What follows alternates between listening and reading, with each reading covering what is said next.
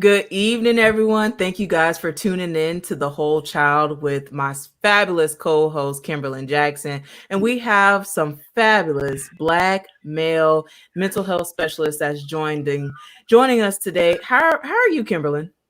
I'm doing good. I'm happy to be here. I'm glad these brothers agreed to be here with us today. I'm really looking forward to today's show.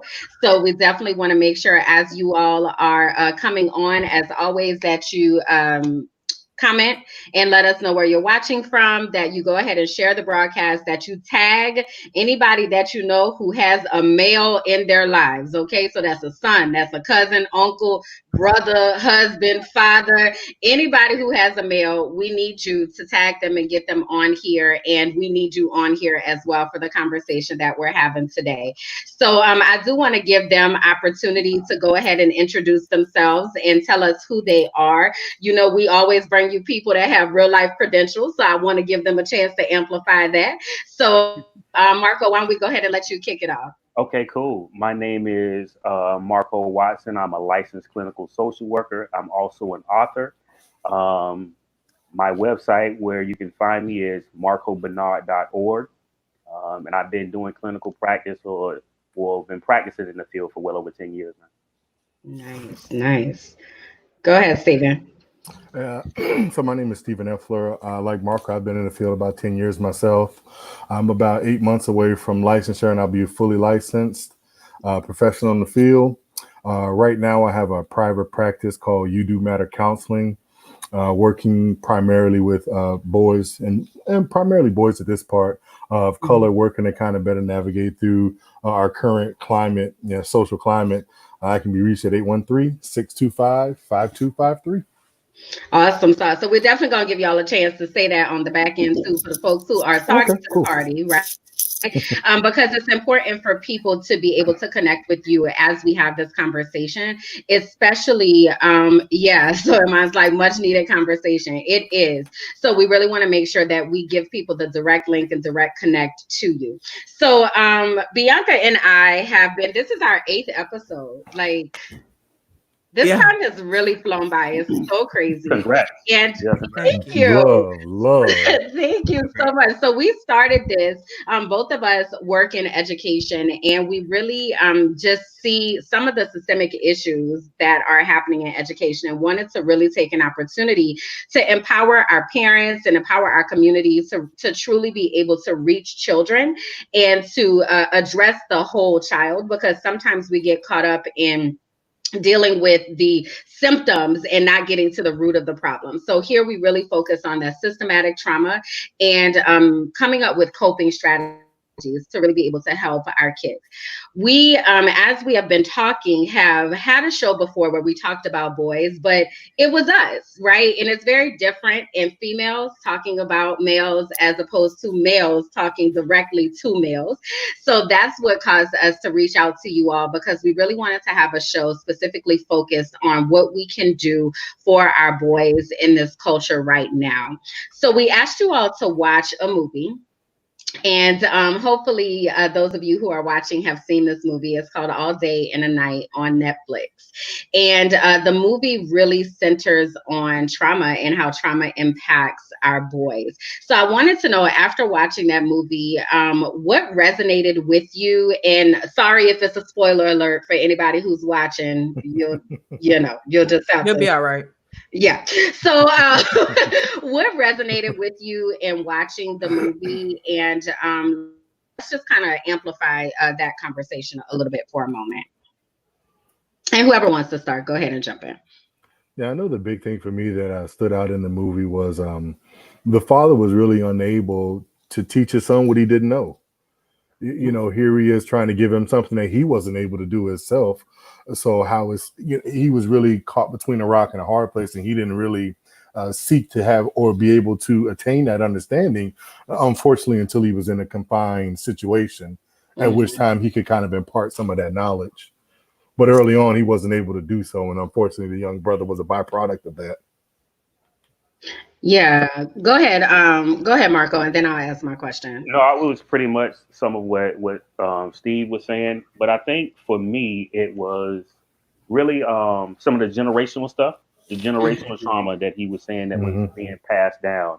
That Black people weren't taught how to live. We were taught, just how to survive. Yeah. And then there's this idea of being free, right, versus feeling like I'm free. But it was also personal for me too. Like we were talking before we came on, and I was saying, look, the first time I watched the film, I just watched it as like a casual kind of fan.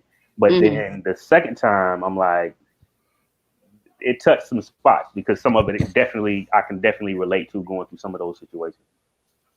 Yeah, if you don't mind, I really want to talk about some of those spots because they had the same impact on me. I can say the first time I watched it was tough to watch, period. But then the second time I watched it, I did feel even more emotional. And one of the scenes, one of the early scenes is the young man, what's his name, Jakor, getting in, somebody took his toy at school, right? And he tried to get his toy back and the kid body slammed him or whatever. So then when he got home, he got beat because his toy had got taken. And it was the whole, I'm gonna beat the brakes off of you because you don't let nobody do this to you type of thing. But then also asking him, did I hit you too hard?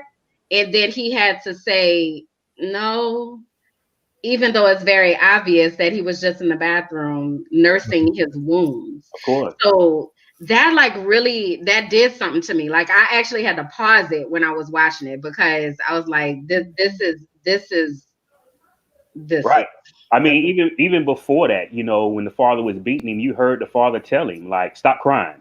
Like, there are no emotions. You can't express the pain. You can't express any hurt. The only thing that you really need to know out here is surviving and don't let anybody take your stuff. So when he asked him, hey, did it hurt?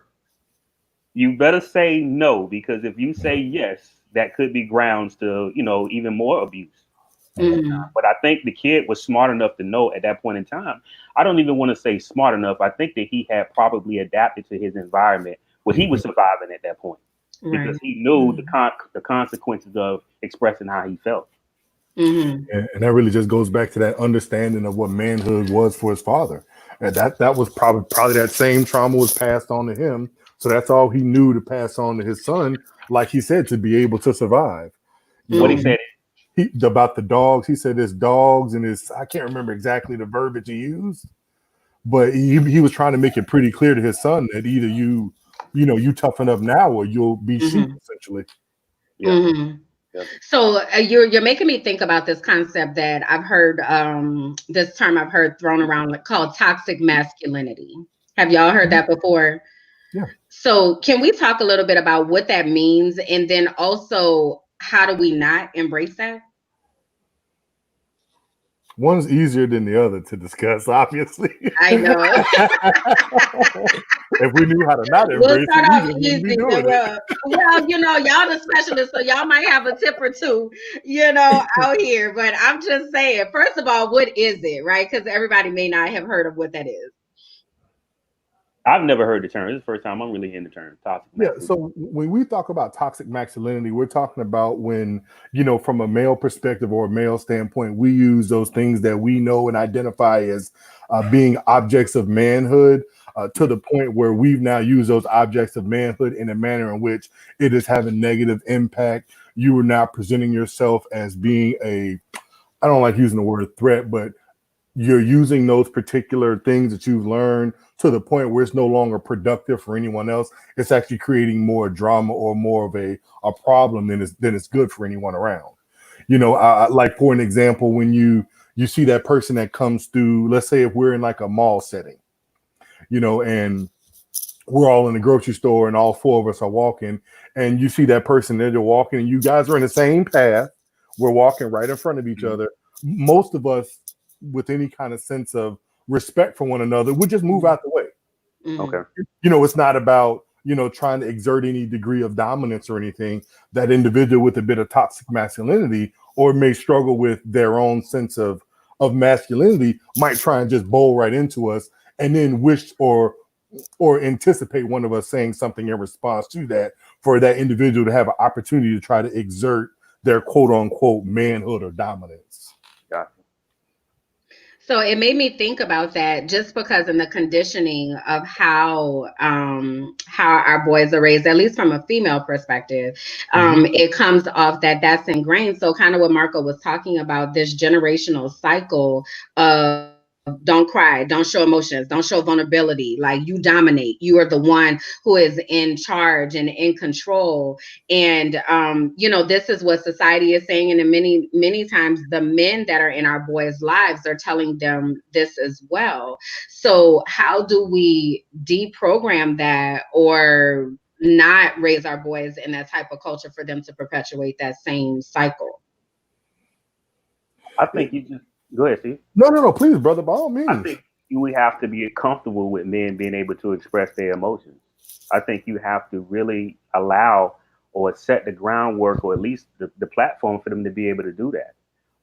To we're kind of indoctrinated to be protectors, Mm-hmm. to kind of be this security guard, or the one that's supposed to take care of the family. But sometimes being vulnerable is also a strength too, to be able to say, "Hey, look, Mm-hmm. I'm not feeling too good about what happened. Can we talk about that?" Or, "Hey, when you did hit me and I didn't feel like I deserved it, like, can we talk about that? I think you maybe Mm-hmm. hard." So we have to be aware that telling our boys that, okay, you know what, I don't need you crying or laying down this iron fist of you don't need to show any emotions. You, like in the movie, it's a dog eat dog out here. That's really doing a disservice, because I guess there's a scripture that says that you should teach the child the way he should go. So even Mm-hmm. though if he falls off course, at least you taught him what And come back to it. taught, and he'll actually come back to it.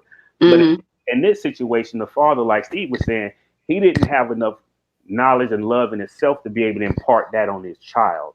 So his Mm-hmm. child ended up going the way he taught him to go. True enough.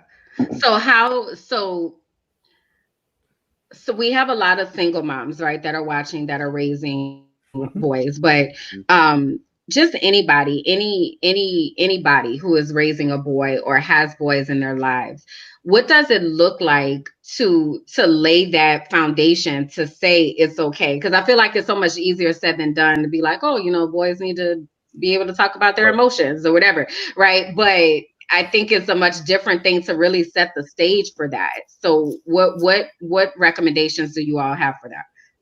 Yeah, but before we kind of, if you don't mind, I kind of like to take a small step back, if you don't mind, because Go ahead. Do Marco brought you? up a real good point about how Mm-hmm. what we're teaching our sons, and how we're saying that, you need to be that protector, and you need to be this, and Mm-hmm. you need to be that. And to some degree, we're kind of prepping them ahead of their years to do things that they shouldn't be doing. I don't Mm. need you as a 7-year-old boy to feel like you need to be the man of the house or take over. You're Mm-hmm. 7. You need to be Right. focusing on the books, enjoy Right. life, because you'll have more than enough time for life to kick you in the backside and for you to deal with the stresses of this world.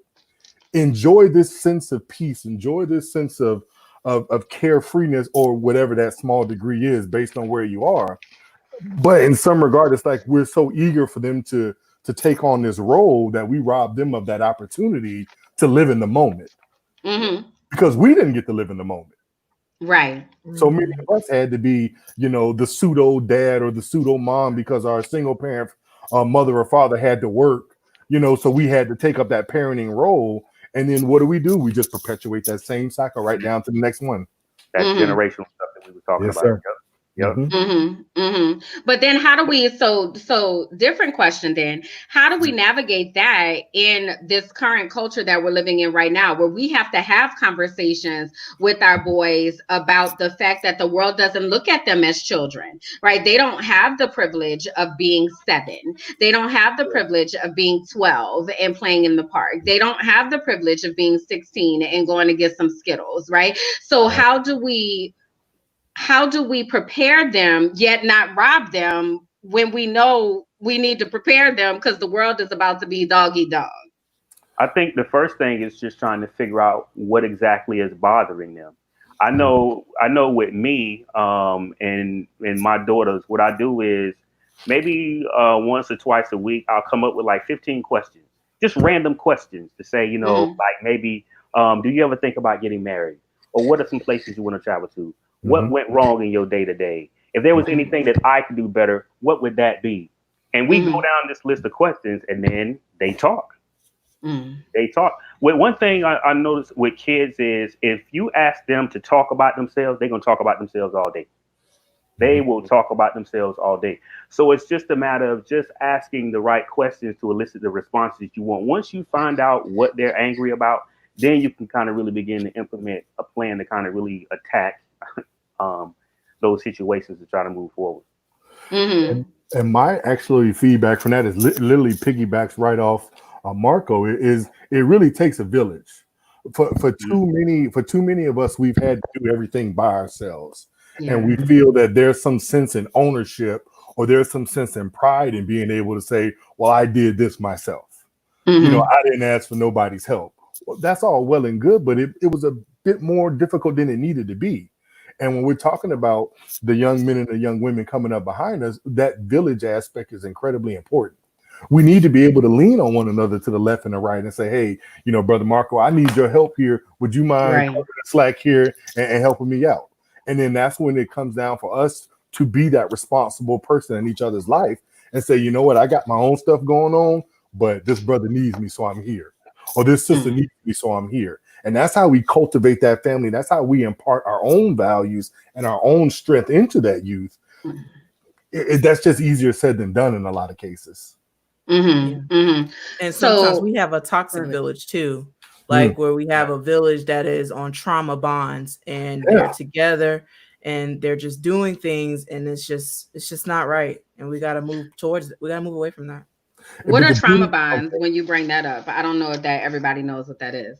So basically, when you are connected with someone that you guys move together in a way and you're doing things that are unhealthy, and you're not recognizing at that time that is unhealthy, but you guys keep moving and it continues to perpetuate, and it becomes a rabbit hole if you don't ground yourself and figure out what's the right way and what's not. And a lot of the gangs that we have, they call themselves a family. They don't call themselves a gang or identify that, but they are a family based on toxic trauma bonds.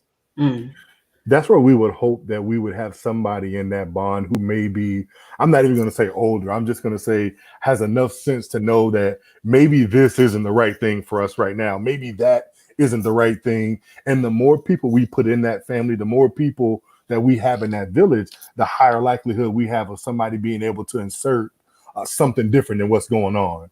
But go ahead. But sometimes the cast of that is like, if we going back to the film, remember when they were in the office, the principal's office, and the one kid, I can't think of his name, but he ended up going to the military. He said, I'm going to get out of here. Right? And what's the first thing that your court said? You ain't going nowhere. You're going to be right here. So you have, you know, all of these kids who have been told you're not going to go anywhere, you're not going to be anything, you're going to end up growing up right here. So it's very difficult for, like Steve was saying, you need somebody who's going to be a leader and somebody who's going to step up and say, hey, look, this is what's right and this is what's wrong. But a lot of time with our kids, we're destroying what I would say their mental fortitude, their emotional drive, or that leadership ability by telling them the things that they can't do in the household. So I don't even know where I was going with that, but kind of stifling that growth a little bit because we're robbing them of that opportunity to learn. And think, right? So it went back to I was going to bring up what you were saying, Marco, that you do with your daughters, and you were saying that you ask them questions and you give them an opportunity to let their voice be heard. And that's something Bianca and I talk about all the time on this show, of asking the right questions and allowing our kids to talk. But what I know is that the way that males process information is much differently. So what I've noticed is, as females, we'll ask a male a question and we don't give them a chance to answer because we want the answer like this. Whereas with our males, sometimes y'all are like thinking about what you want to say before you say it. Like, give me a moment to process before you expect me to answer the question. Is that fair to say? I need you to tell my wife that. Yes. Yes. You need to put her on the game. Give us some of that game. Yes. I need some time. So talk about that, because I feel like, especially when, I have a brother, and I remember when we were younger, we would ask him questions and he would just kind of sit back, and he knew that if he was quiet long enough that we just answer for him, right? Because he was kind of just like, I'm cool with Ebs, right? But if you were quiet and you let him come up and you just kind of was like, yes, I want to answer, bro. He eventually came up with something. But if we're not providing the space for that, then how do we expect to know what they're feeling and what they're thinking? It's actually something that I heard Marco bring up in a previous discussion that we had where we were talking about something similar to this, and he was saying a lot of times we don't know how to ask those questions. Mm-hmm. We don't know how to elicit that response. All we know is, well, why you mad? Mm. Well, he won't talk to me. Well, all you asked him was, why is he mad? Mm-hmm. What else did you try and elicit from him? Mm-hmm. So what do those questions sound like? Give us some examples, gentlemen, specialists. All right. So I would say, if it's about racism, you want to ask just simple questions. Do you know what it is? What is it to you? Have you experienced it? How did you feel? What happened? Because sometimes our kids could be experiencing stuff that we may not even be aware of and know. And especially with boys, if they're being indoctrinated not to speak, they're not going to tell you. So it's just going to be this anger that's built up inside because they don't have an outlet to express themselves. But I will say this. It is very difficult as a parent. Trust me, I'm a parent too. It is very difficult sometimes when we're hearing things that we may not necessarily want to hear. But the hardest thing to do sometimes is just listen. It's just listen. And sometimes if your child may be saying something to you that you don't want to hear, that's not the time to implement whatever your opinion is at that time. It's just, let me just sit back and just listen. That's the greatest gift that you can give your child, is just listen. But going back to those questions, you can just ask them, what are they experiencing today? What did they see today that confused them? What did they see today that they enjoyed today? What did they see today that they were confused about today? Is there anything that happened today that was puzzling to them? And you will be amazed at some of the things that come back, but at least it'll start the dialogue of some type of communication between the two. Because a lot of times as we get older and now we get into relationships and your girlfriend asks you about how you feeling, now you don't even know how to process and have that conversation because it was never given to you as a kid. So it's just about just the basics. Just start off with the basics of asking just simple questions. And then over time, you can start getting into the more difficult conversations and things and emotions and stuff. That you can't really say that any better. I'm not even going to try and reframe that. You hit the ball out of the park. Have those conversations. We can't expect to get answers. We can't expect to understand if we never invest the time into our children to understand them. It's like the onus is on them to make us understand them. No, the onus is on us to understand them, not the other way around. It's not their job to make us know them. We need to invest the time to get to know, kind of what your son and daughter is dealing with. And just starting out with some of those questions just breaks the ice. And like Marco said, now you're creating a man in the future that doesn't bottle in all those emotions, who doesn't walking around kind of wishing somebody would so he can pop off and release all this anger he's been holding on to for weeks and weeks on end. You create someone that's more emotionally stable and not unstable. I've throughout the time I've heard women say, "Oh, I don't want to raise a little boy," and things of that nature. You got to be careful when you say that kind of stuff.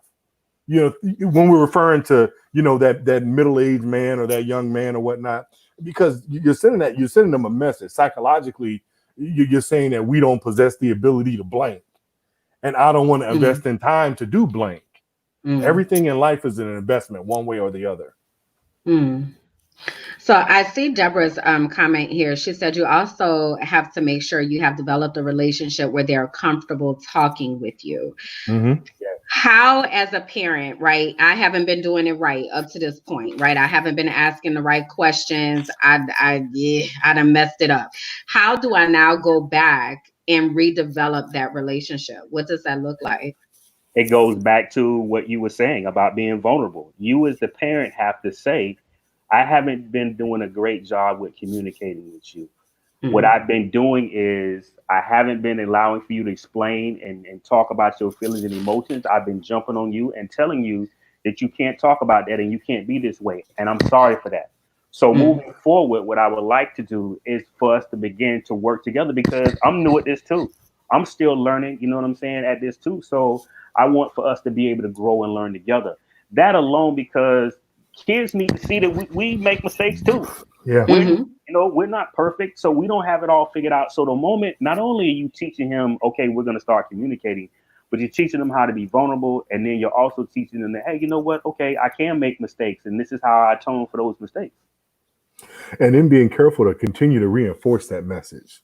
Not only be willing to talk to him when things are going well, because I know I'm guilty of it myself. I've done it with my niece and nephews a lot. They upset me, and then they want to go into this long dialogue, and it's like, yo, just tell me what I want to know.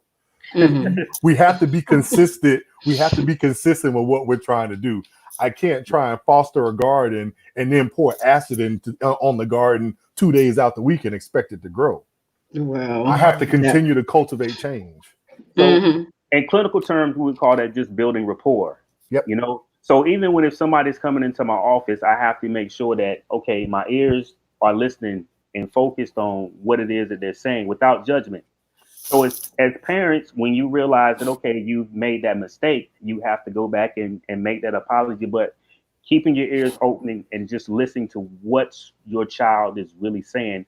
Once you listen to what your child is really saying, the questions, they'll come. You'll know exactly what you need to be asking. So you brought up something a little bit ago about anger. And we know that a lot of our boys are walking around with anger and don't necessarily know how to express it.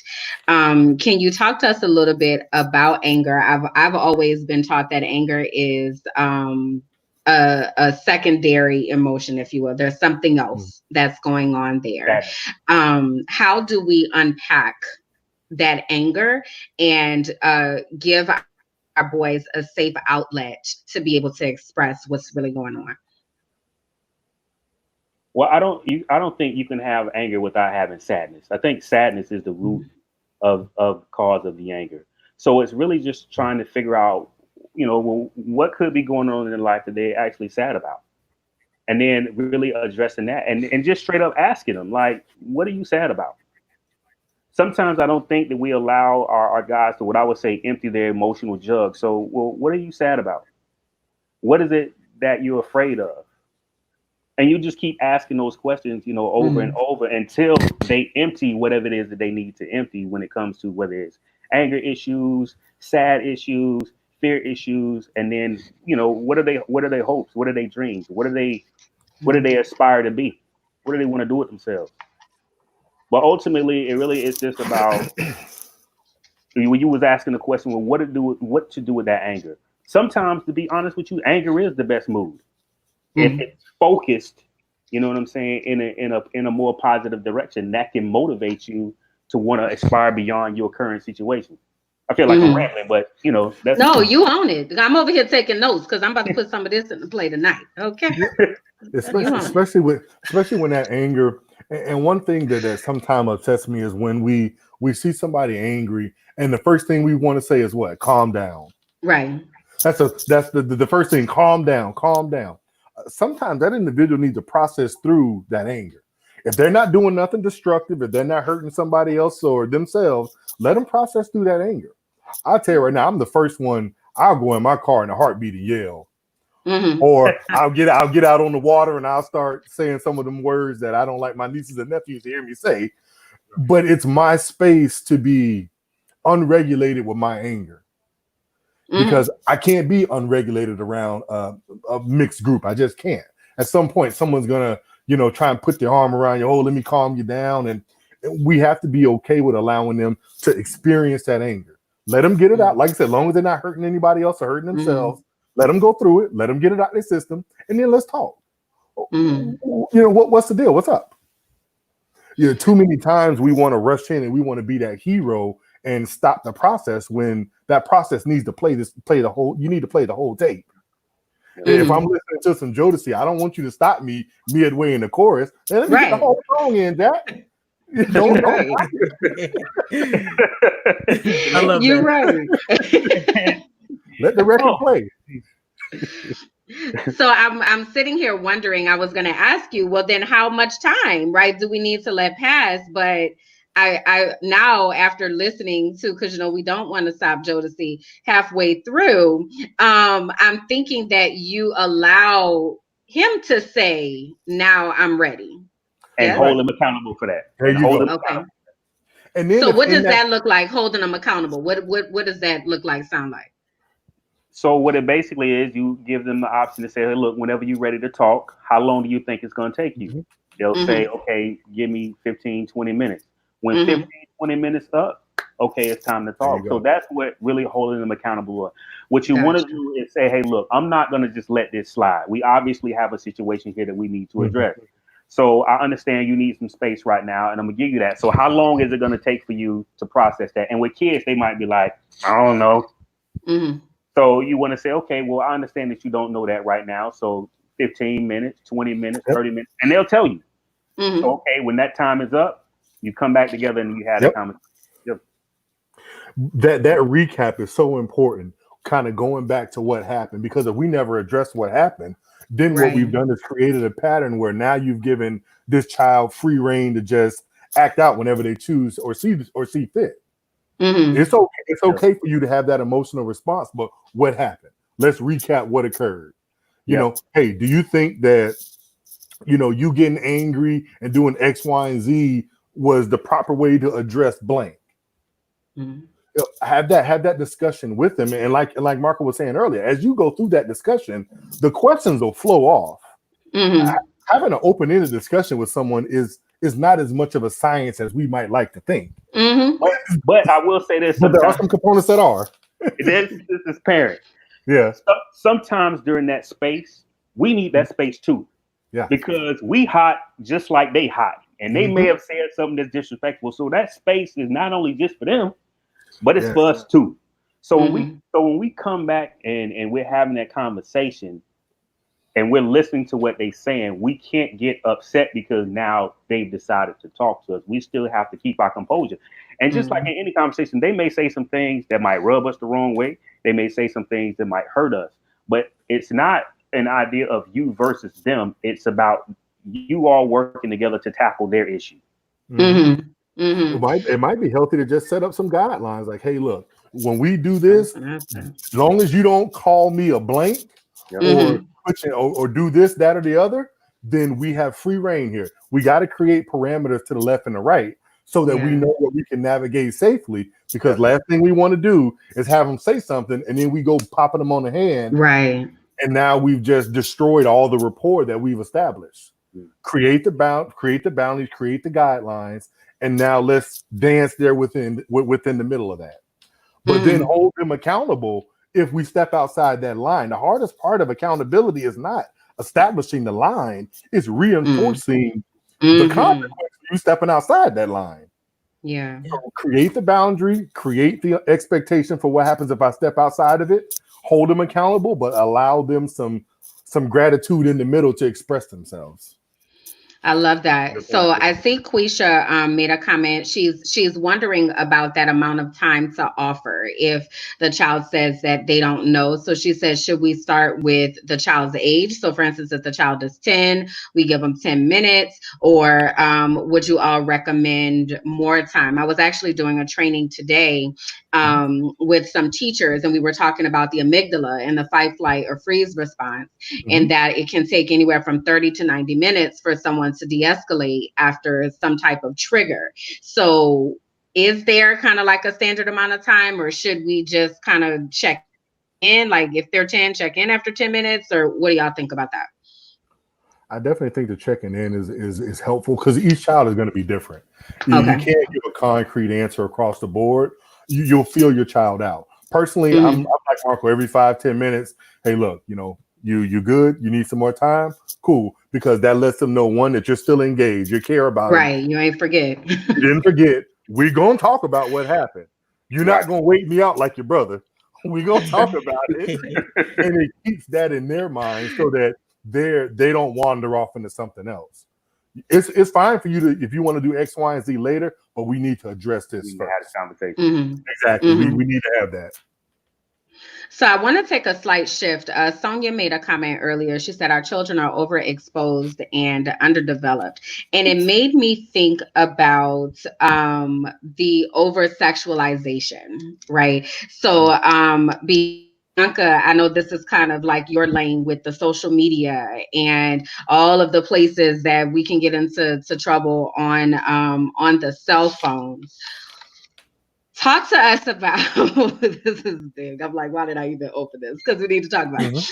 But talk to us about the conditioning that our boys receive, and the exposure that they're receiving and being overexposed to these things out here on these interwebs. Well, I think that some of it starts with maybe the music and the visual representation. You know what I'm saying, that they sing. I think even, let me back up. Even in the movie, there was a scene when the father was talking to his son and they were locked up, and he was talking about the baby and he kept referring to the child as an it, Mm-hmm. it. Mm-hmm. So there's this disconnect that happens. But going back to what you were saying, so any type of media form when you're watching those type of shows, whether it's some of the rap videos that's out right now, or some of the things that they may be doing on TikTok, or some of the video games and stuff that they play, those things can desensitize you and make you feel as though those things are pretty normal. In the movie, there was a part where when he asked, when he said he wanted him to kill Malcolm. He said, "I want you to kill Malcolm." The next scene after that, it went to him playing the video game, shooting up, and they were sitting there, and he was like, "Yo, you killing my mood. What's going on?" Mm-hmm. But I thought that was put in there deliberately to show like this is pretty much typical what happens. I remember playing those video games as a kid and thinking like nothing, like I'm just running around the video game just killing people. Yeah. This is a tough question, because this is one of those questions where we start looking at the systemic problems that we're dealing with in our current society, and how the gatekeepers who've had access to these images have made a concerted effort to make sure that those are the images that we see. Yes. They don't allow some of these maybe rappers or some of these other lyricists that may put a focus on something else. They want you to see that image of what they're showing you, and then we get the results that we get, and then we wonder how it happened. Mm-hmm. Then as a backhanded kind of way of saying you're a bad parent, they put the onus on you. Well, as a mother, as a father, you need to ensure that your children don't watch X, Y, or Z. If your child has an iPhone, it ain't much you can do. You can try. It's difficult. It's important because you have all these different media platforms out here.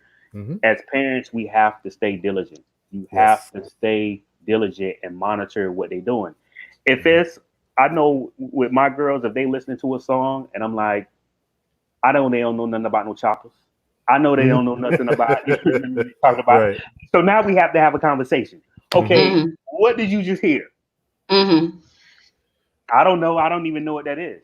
So, okay, let me sit down and explain to you so you know exactly what it is you listen to and talk to you, how you feel about that. What do you think? What do you think about what you're listening to right now? And I think that needs to happen over and over in some of what it is that your child may be interested in.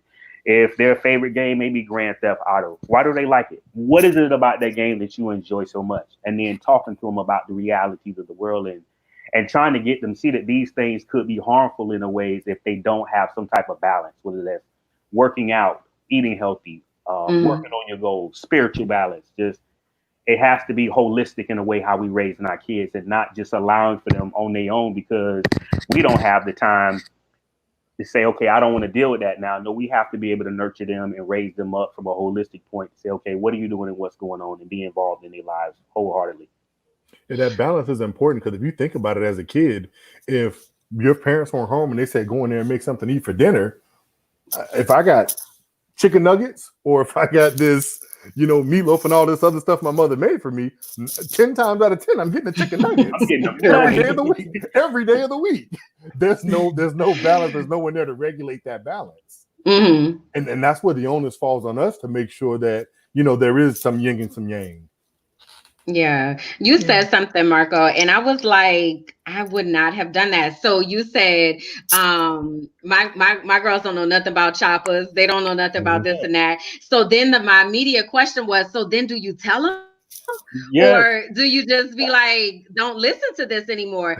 So listening to you say, no, then we got to talk about what this does mean. Because I'm sure we can name so many songs we should not have been listening to when we were kids, right? Mm-hmm. But nobody said this is what that means. We were in our 20s and 30s and we're like, how I was listening to that. listen to this? Like, why was that okay?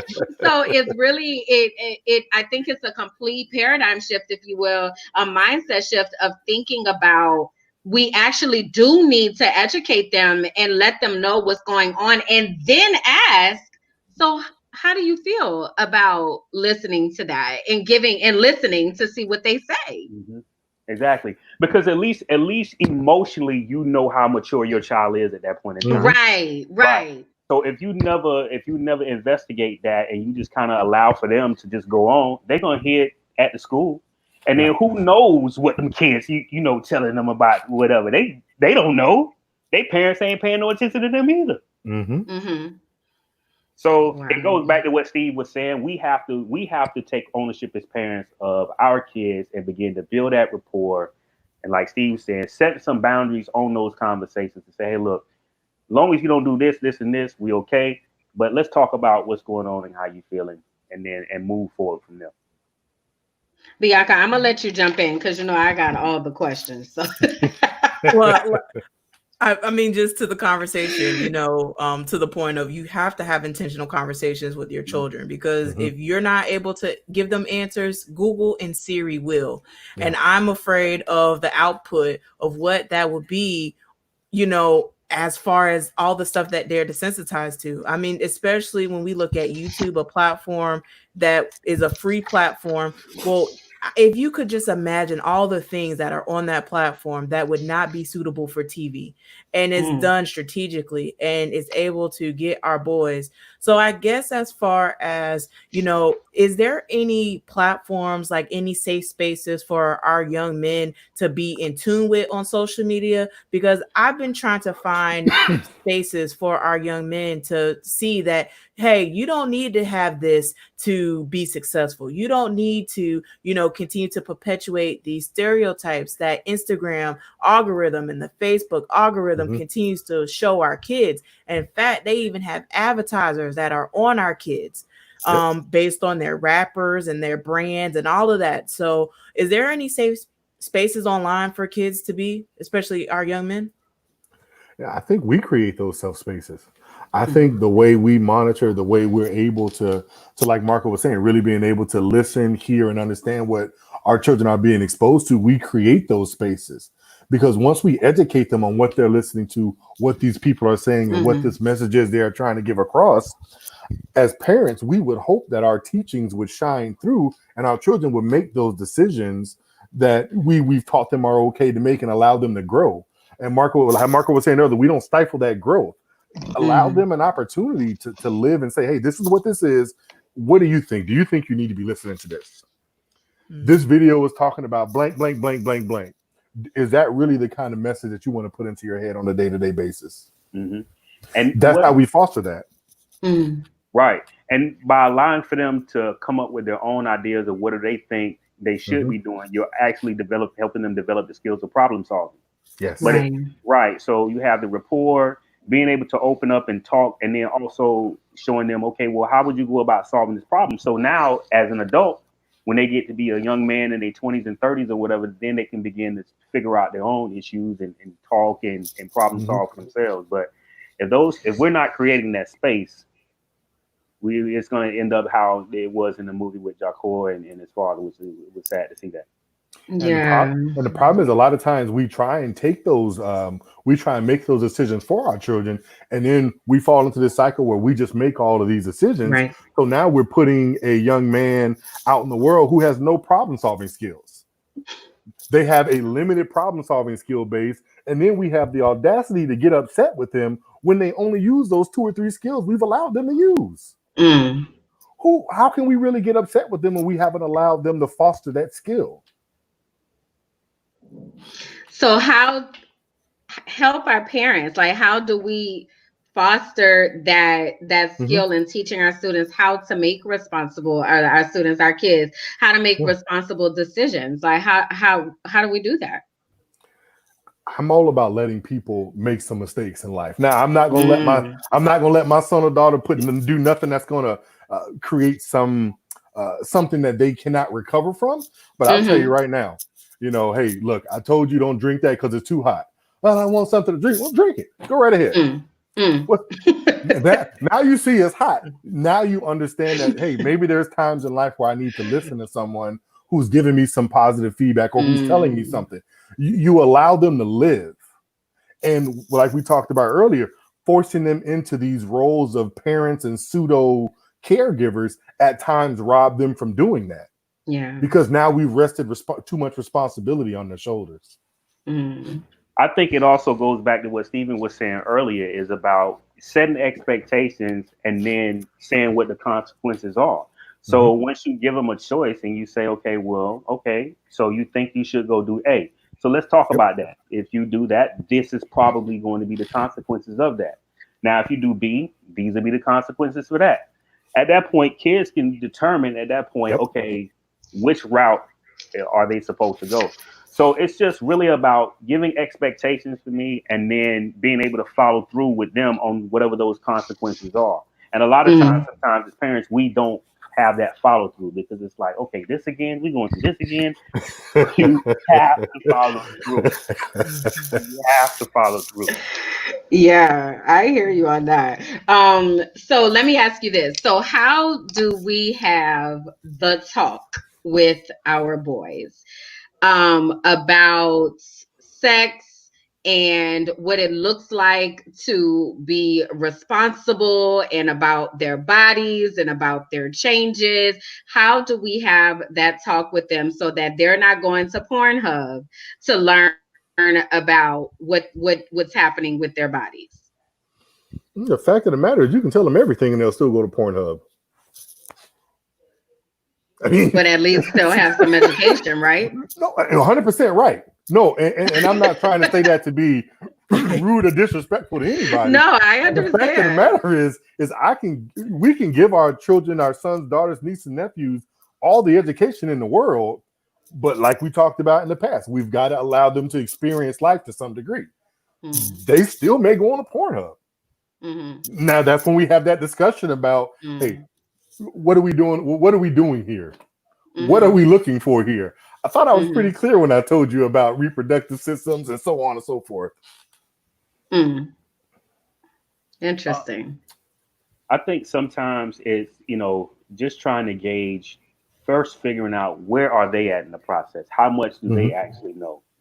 And then from there, just trying to build and imparting our own knowledge on it. And just, it's a consistent thing. It's not a conversation that's just going to happen one time and it's done. But after you, maybe explain, hey, look, this is what sex is. This is what comes out of it. This is what a relationship is. That's an ongoing conversation to say, hey, what did you think about the conversation that we had the other day about the relationship? Or say, hey, look, I want you to take some time to think about, what we talked about and how you feel about it. And how do you see our relationship together between me and your mother? What do you think about that? So it's not a kind of like a one-shot deal. It's a series of conversations that'll help you all build that rapport and a relationship over time. So you can be able to, impart on them the importance of respecting women and so they don't end up, disrespecting women and things of that nature. So, but some of it is like Steven's saying, some of it is the mistakes you're going to make too. But it goes back to what I was saying before. Like you have to kind of really train a child in the way how you want him to go.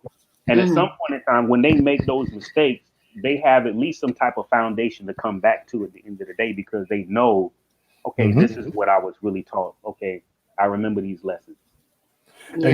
And it's all kind of circles around a central theme of being consistent. Mm-hmm. Being there, it's a repetitive kind of, I'm always kind of here for your process, not a one and done. Mm-hmm. Being able to have that follow-up discussion, coming back to it. Hey, I know we talked about this yesterday, but I want to know what you took from it. Talk to me about what you heard me say yesterday. Well, Dad, you did X, Y, and Z. Well, I said a little more than X, Y, and Z. Let's talk about what you didn't just say, because obviously it didn't resonate with you enough that we're talking about it. So that central theme is coming back to it, that repetition. We have to reinforce through repetition. And that's how we can, foster these young men, putting them in positions where they're not allowing themselves to be influenced by those who may lack the experience that they have. Mm. So I know you mentioned, I think at the top, Stephen, when you were telling us about what you do, that most of your clients are Black and brown men, correct? Mm-hmm. Yep, correct. So what do you see with your clients that come to see you that you feel is a constant theme that these men are dealing with, that we may be able to deal with our boys now, so we don't have to repair broken men?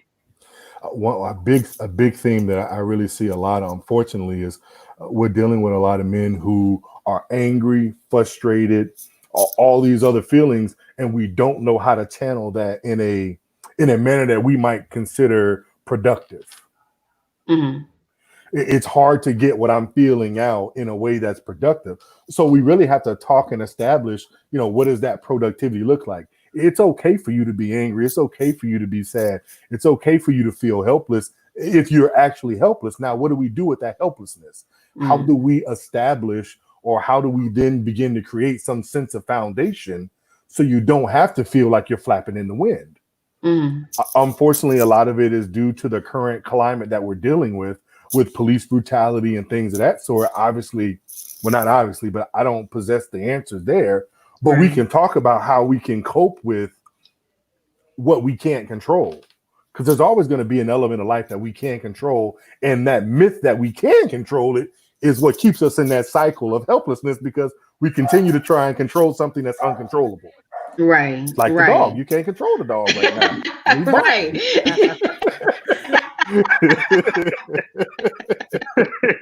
Exactly, but we got that good old mute button, so we don't have to worry about it. Right. But no, it's really being comfortable enough to say there's aspects of life that I cannot control, but what I can have direct influence over, am I being the best representation of me in those areas? And if I'm not, then what can we do to change it? Mm-hmm. Mm-hmm. Do you see any common themes, Marco, in your work with men or boys? I think the biggest thing that I'm probably seeing is abuse. Mm-hmm. And some of it is sexual. Mm-hmm. And some of it is sexual. That's probably the biggest thing that I'm seeing. And then there's a lot of anger. And like I say, the root of that is really just sadness behind that. Yeah. But there's a lot of pent up anger. In some situations, maybe with, a parent being incarcerated, and not having that father figure there to be able to talk to, or, you're looking at some other families when you go to school and they have a father there. So you jealous, you want to know why your daddy not there. So it's really just trying to figure out how that is affecting them. Right. And then trying to work from there to say, okay, well, look, so this is how we're affecting you. This is how this may be affecting you. So let's develop some coping skills to be able to help you so you don't continue to do this type of behavior or acting out in class or whatever that may look like for them. So what do those coping skills look like? Can you give us some examples of healthy coping skills? It could just be about writing. I mean, even when you, even in the movie, when the movie opened up, what was the first thing Jacob was doing? Right. Rapping. He was rapping. He was rapping. Yep. So sometimes just writing out your emotions, if you have to put it in rap, can be the best thing for you, just to be able to get out on the paper. If you can't rap, just journal, write those things down. But the main thing is just trying to find a positive outlet, or what is your safe space? What makes you happy? Whereas when the world feels like it's caving down on you, you're angry, Where's your happy place? What do you enjoy doing? And go do that instead Mhm. of maybe reacting, or instead of maybe doing any type of drugs that you think may be alleviating you the pain and the emotions from the situation, but really trying to find something more constructively positive for them to do and find out where's that safe space for them, and can you go there? Can you go there when you Mhm. do that? But that's Mhm. what I would suggest. A big part of that too, when we talk about those coping skills, is, and I'm a big proponent of this, is have more than one thing you can do. Yes. Mhm. If all I can do to calm down is write, let's say poetry. Well, what happens on those days when I'm so frustrated that I can't think? Right. Right. Now I'm more frustrated that I can't do the one thing that allows me to decompress. So I Mhm. think it's a good idea to have multiple things you can do. That way, in case one thing isn't working, you got something else to fall back on. And second, and also, if you only have one thing, at some point, it's going to lose effectiveness. Mhm. Yeah. Either you're just going to lose effectiveness, or I'm going to have to do more and more of it to get the desired results I'm looking for. And as Mhm. Marco knows, that is well, that is part of a diagnostic criteria for, when we talk about substance use disorder and things of that sort. Mhm. So have those multiple things that we can do to allow and bring us joy, and kind of mix it up a bit.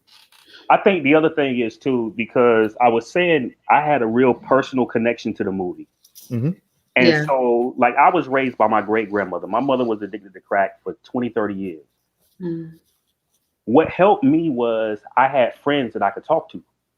I had friends that I can say, look, man, I ain't really feeling good today, or this is what's going on in my life. So I would encourage any kids out there, men out there, if you're going through something, have somebody that's on your team, have somebody that's on your support system.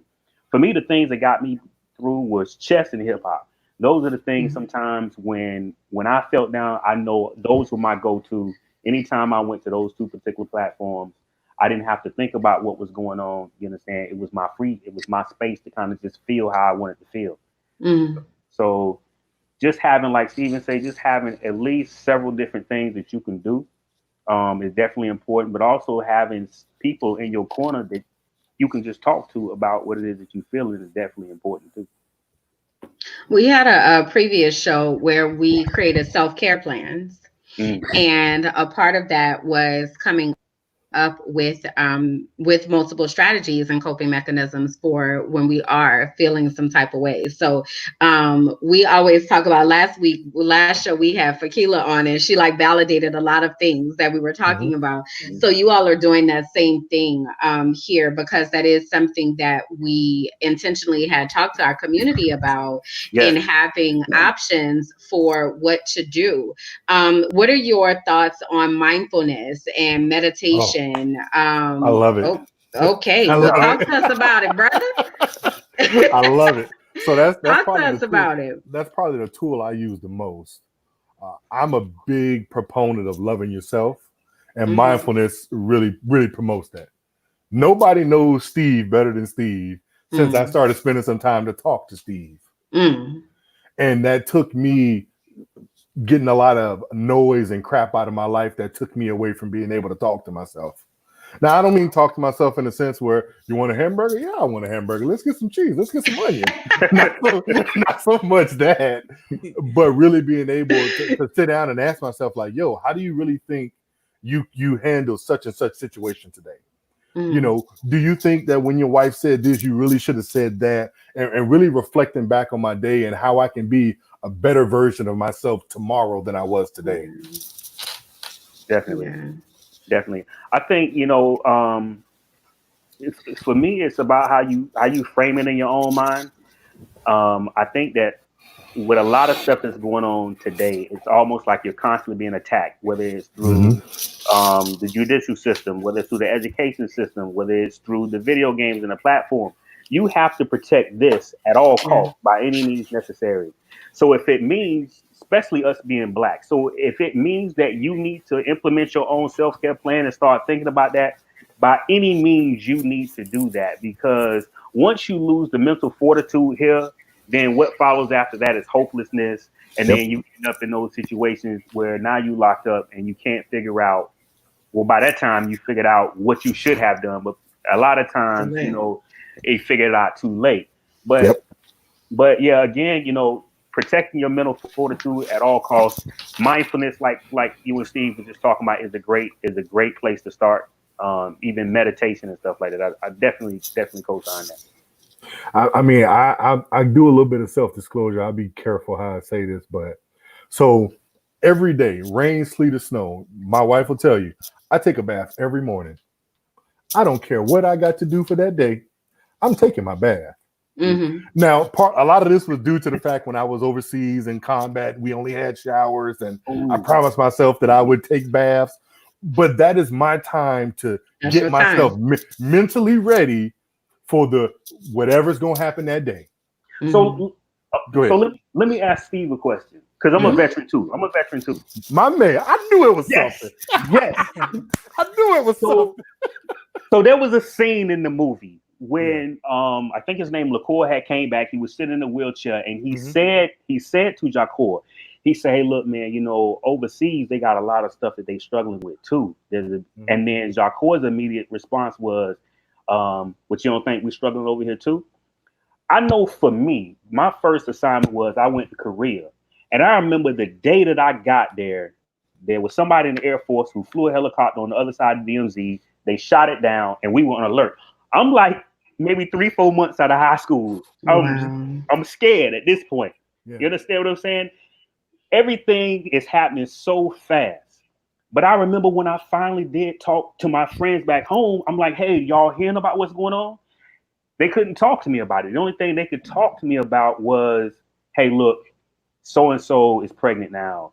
Mm-hmm. This is what's going on. And I think sometimes we get so stuck in our zip code, our area code, that we can't really look outside and see ourselves in the bigger picture in the world, because the system seems like it's kind of designed to kind of keep us in this box where we can't see ourselves. So anyway, I was just asking, what was your experience like that, man?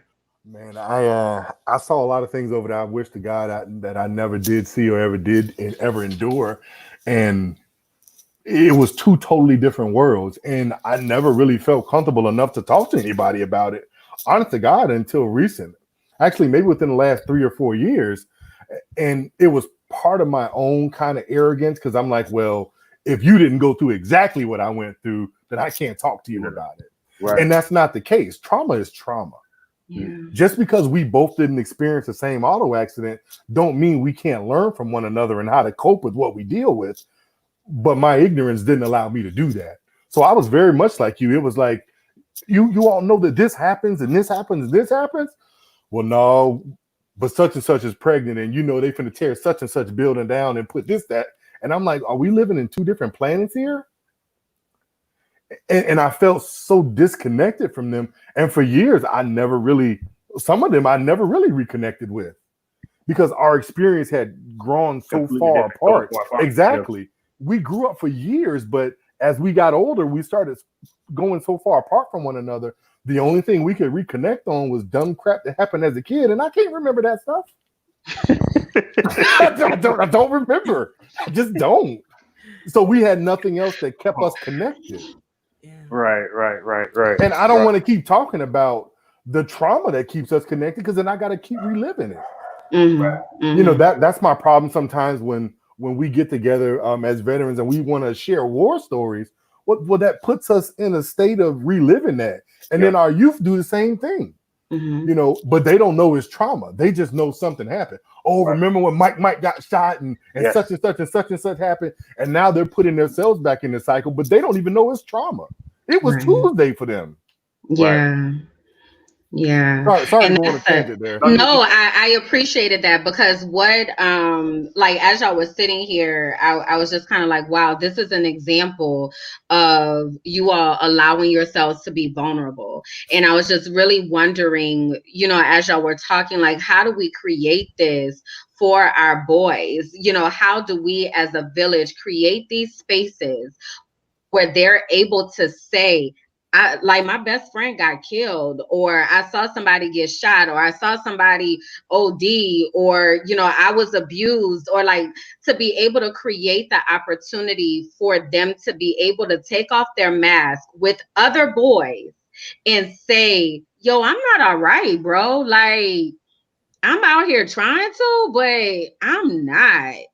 And I just feel like in my work in the school system, I've always tried to get men in to mentor our boys and talk to our boys, but it's so hard to find men to help us create these spaces, but it is so desperately needed because our kids are hurting and they don't have anybody to talk to.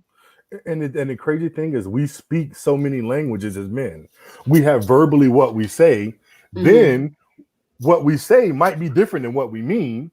Then we have our body language. There's so much complexity to our communication with one another that I could look at Marco and be like, I could give him a look that says, maybe I'm not doing so well.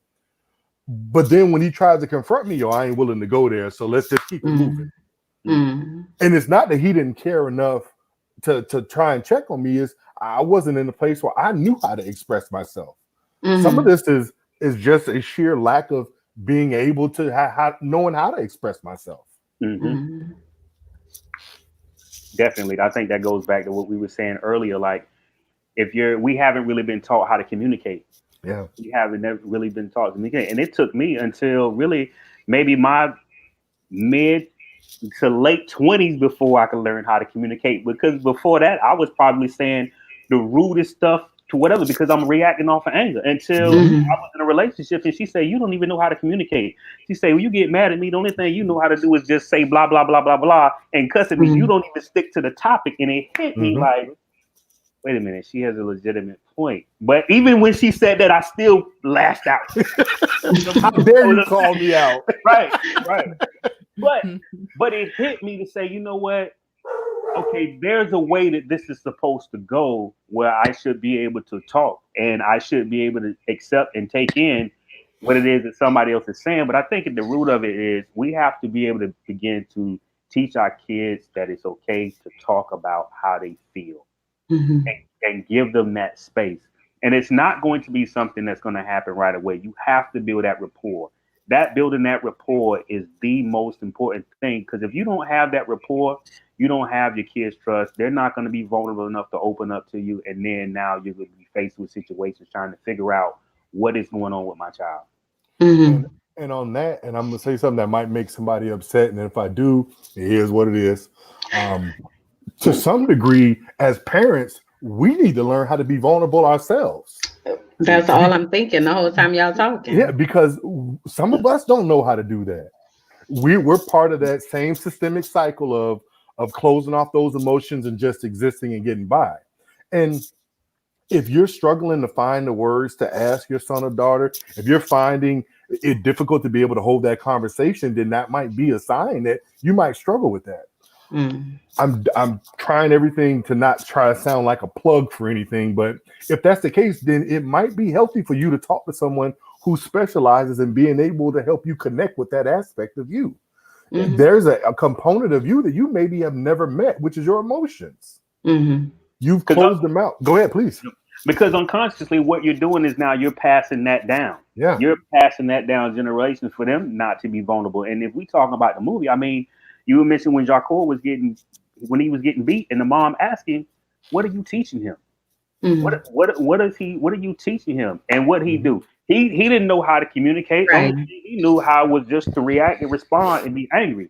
But had he been like, you know what do you mean by that? Like, what do you think I should be doing? Or give me some ideas that you think because that's what the child needs to be hearing. Yeah. So when he gets to be an adult, right? Okay, I remember hearing how this went. Because most of the time we learn. How do we learn? We learn from our own household. We learn through what we watching on TV, or we learn through what we hear.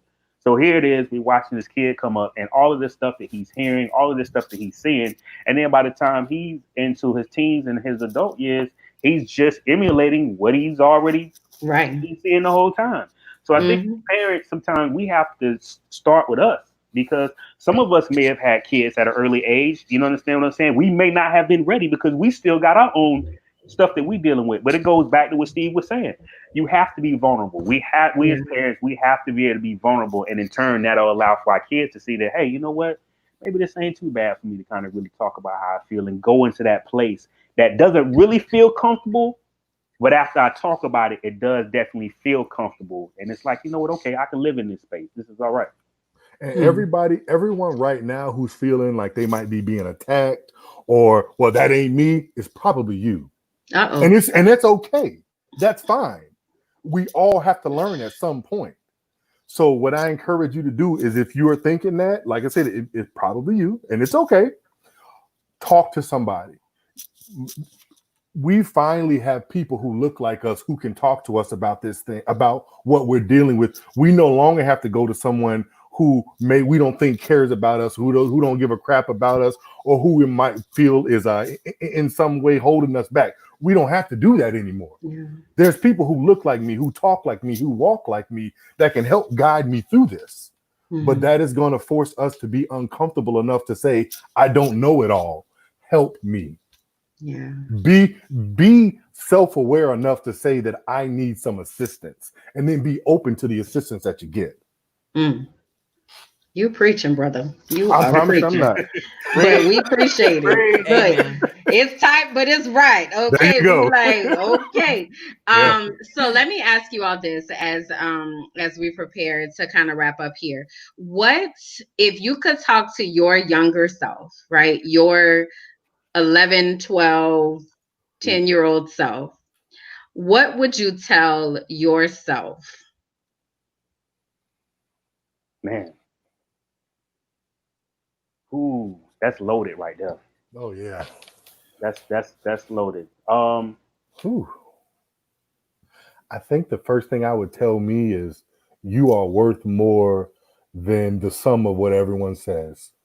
Because, not to say that people around me didn't care for me, but they didn't show me how to care for me, and I didn't know how to care for myself. So I didn't value my life or what I could be at an early age. And just to tell myself, you're worth more than what you may think right now. You can be bigger and you can be better than what everyone else is telling you and what you've come to accept. Just the first thing that came up. I'm thinking I probably would maybe something similar, because how I mentioned, like, my mom wasn't there. And so I couldn't focus in school. I could not focus in school to save my life. I was a smart kid, but part of it was not me not wanting to show that I was smart, because when, I didn't want to let my friends know that, Yep. I know how to do this stuff. So I was just trying to kind of blend in and fit in at the same time. So I would probably go back and tell myself to say, hey, look, I know you're going through a lot of stuff right now. I know that it's hurtful to you. I know you feel a lot of pain, but you're going to be okay. You're going to be okay. You just have to push through, and you have to talk to somebody. You have to talk to somebody about what's going on with you and what you're feeling, and you're going to be all right. That's a loaded question. Oh my God, man, you bring it up you got my eyes watering a bit asking something like that, because it really forces you to look at, who I've become and who I thought I was going to be, which, as I told you, Marco was talking about the literature I'm putting together. So this really hits me in the face like a sack of potatoes. Yeah. Because for so long, I just knew I wasn't, I'm going to just say it. I know we talked about this before, but I thought I wasn't going to be shit growing up, because nobody around me was. I had accepted that stench of crap. I had accepted it and tried to own it, until somebody told me, you don't have to smell like this anymore. And then I had to believe it in my own head. And that was a journey in itself.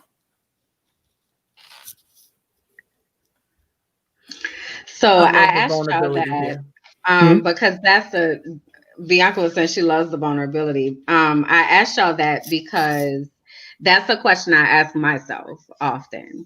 I definitely know that in my work of being a life coach, which, I tell people all the time, I am not a therapist. I do not have the credentials.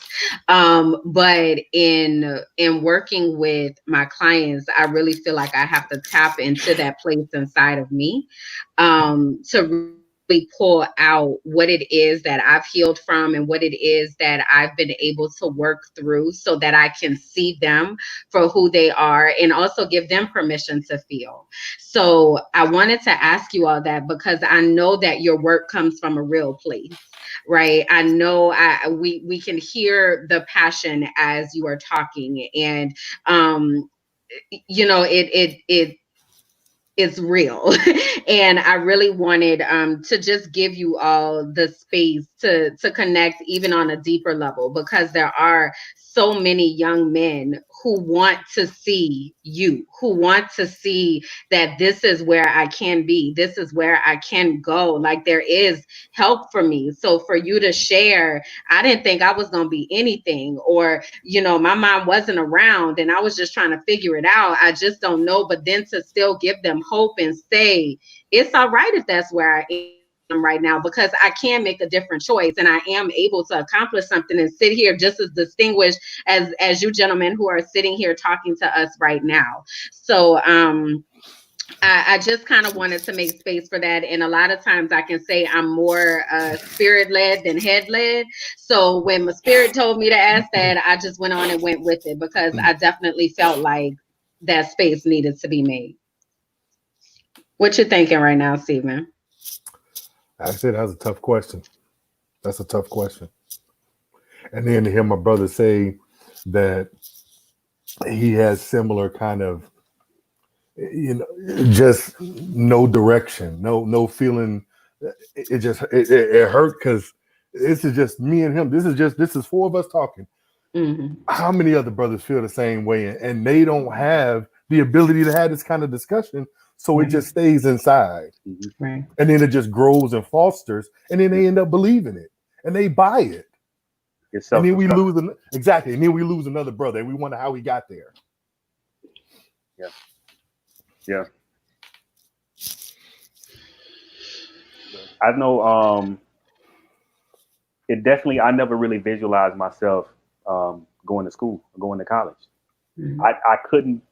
I couldn't see myself doing that. It was something that was so far fetched. It didn't even seem like it was real as a kid, because you're dealing with so much in the house. You're trying to figure out, well, what's going on with this parent? What's going on with my mom? What's going on with my daddy? How come, this person is yelling at me? It's too much. And you talking about going to school, going to college? What? Yeah. I don't even see that right now. Yeah. But again, it just goes back to having a safe place to go to and having people around that you can at least express and talk to about it. And never let anybody tell you what you can't do.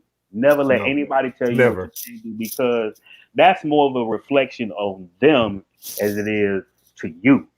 So once I figured some stuff out, man, to this day, I still can't believe I got a master's degree. I still can't believe it. I'm still in shock. I have nightmares. Somebody gonna say you a couple credits short and you need to get back. Oh no. Gotcha.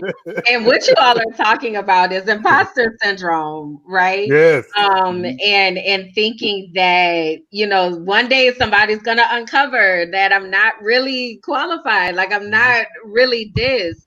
And that's something I think that a lot of us fight against in the journey that we've taken from where we thought we would end up to where we actually wound up, and recognizing, one, that God's hand was on us the whole time and he really orchestrated this whole thing, but being able to rest in that comfortably, because so many of us are used to things just kind of being ripped away from us. So it's like any minute they're going to show up and be like, yeah, so the jig is up. That wasn't really you. You just said something that so hit home when we're talking about allowing our children to be children. Our Heavenly Father allows us to make mistakes, do everything we do, and he's right there at the end of the night to say you good and this, that, and the other. Why is it that our Heavenly Father is able to do that, but we can't allow our children to make mistakes? Why we got to feel we got to protect it, but we got that opportunity to make those mistakes? So, hey. I know we wrapping up, but in watching the movie, right, I thought that there was definitely a spirituality component that was there throughout the entire movie. Yeah. But when he opened with the line, he said, "If you're scared to go to church, I don't blame you for it." I think that line within itself, there's a disconnect with his spirituality. There's a disconnect there where he's saying, "Well, hey, look, man, if you scared out here and that's where you want to go to, I can't really blame you for it." But the truth of the matter is that's where you find your strength. Yeah. That's where you find your strength. So when things get low, you have that to go back to build you back up. And I think as a community, as a people, we've kind of lost our way in that. Mm-hmm. Yeah, I agree with that. And I definitely, as I have developed my personal relationship with God, I recognize how the institution of church has been used to keep us in a place of not understanding who God is, right? So Stephen, you were like, we make these mistakes, and at the end of the day, God is like, I love you. I got your back. Your boy. Come There on, you let your go. boy. We're gonna talk through this. We good. Exactly. I knew it was gonna happen. You Yeah. straight. So now let's talk through it. Let's learn about it. But I got you. I'ma always have you.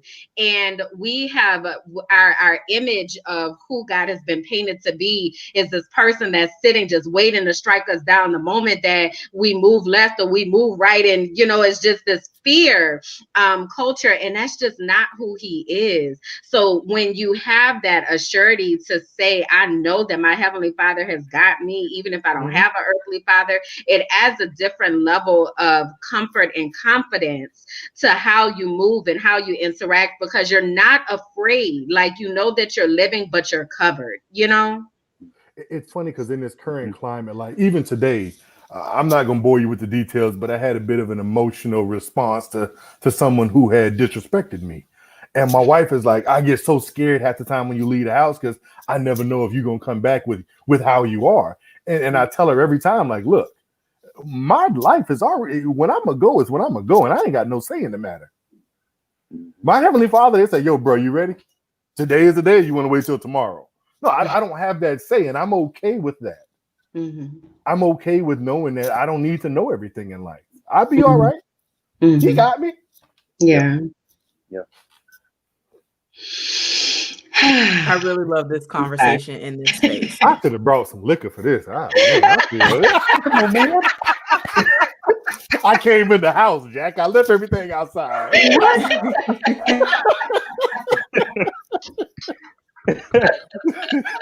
I need a power for this.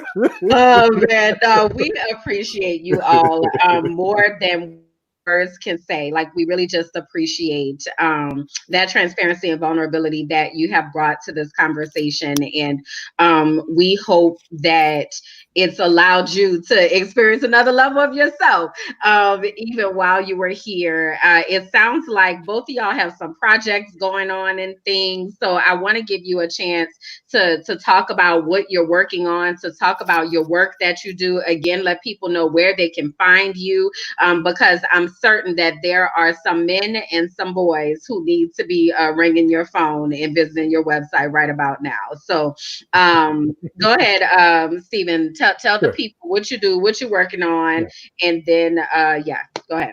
So it's funny enough because I'm actually writing a book about, it's called The Day I Met Myself, where we talk about my idea of manhood, and then when I came into that reality of what it actually was, and that conflict between the two, and how I realized that so much of how I knew life was pure BS. And outside of that, like I was saying before, I do have a private practice. You Do Matter Counseling Services, 813-625-5253, 813-625-5253.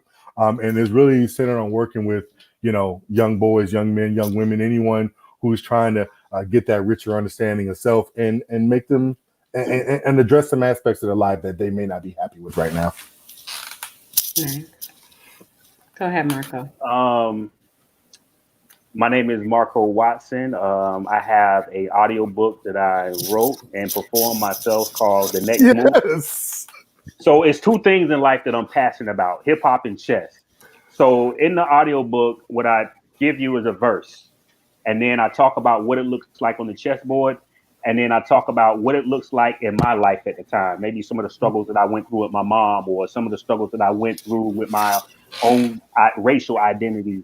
And then I talk about what it looks like in your current life. You don't even have to know how to play chess. I tried to make it as simple as possible just for you to understand the concept. But I do have my own private practice, Inspire Beyond Counseling Services, which is basically just me trying to empower people out there that no matter what you're going through, you can always inspire beyond your current situation. And if you need to contact me, you can either reach me at marcobernard.org, or you can just call me directly, 813-775-8987. And tell us the title of the book again, and where can they find it? It's called The Next Move. And if you go to marcobernard.org, it's right on there. When you go there, you'll see the about, and then the menu will drop down for the audio book. Don't give Amazon none of your money. That's what I'm talking about. That's what I'm talking about. Nothing.